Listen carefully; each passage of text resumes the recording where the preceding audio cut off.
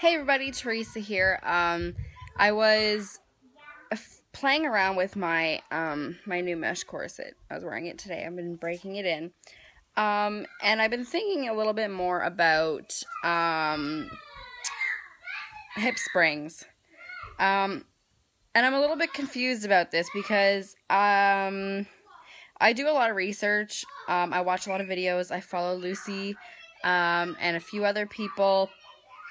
And I'm a little bit confused on how do you measure your hip spring, because I seem to have a pretty large hip spring compared to my corsets. Like for my 411, my hips are too wide. It digs. I mean, it's not horrible, but it does dig in a little bit.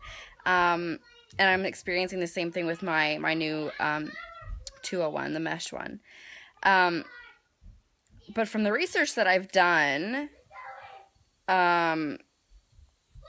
like the 426 short and the 426 have a very large hip spring.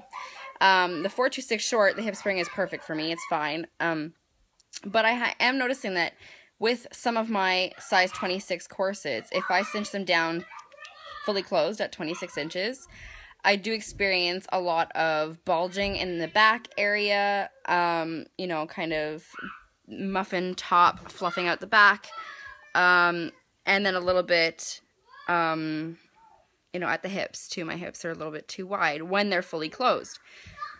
So I drew up these like ridiculously crude drawings here. Okay, representing, this top one is representing my natural waist measurements and then corseted, okay, based on my 26 inch corset, if it's fully closed, which I wrote in 36 for some reason, so I'll fix that right now. But anyways,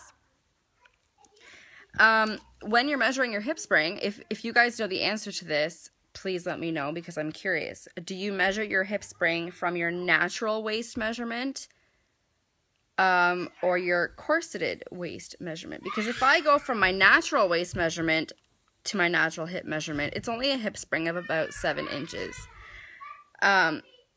But if I'm corseting down, like my natural waist is 32, if I'm corseting down to 26, I'm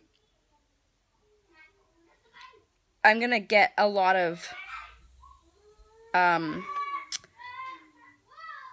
bulging. It's going to push down on my hips a lot if I don't account for that extra hip spring. Does that make sense? So if I measure from a 26-inch waist with my normal hip spring being 39 inches, my normal hip measurement, because I don't want to push down too much, that's a hip spring of 13 inches, and that seems like a lot. So I'm just trying to figure out how do I do these measurements to figure out what my hip spring is, because I don't want to put too much pressure around my ribs and my hips. You know, I want most of the cinching down to be around my waist.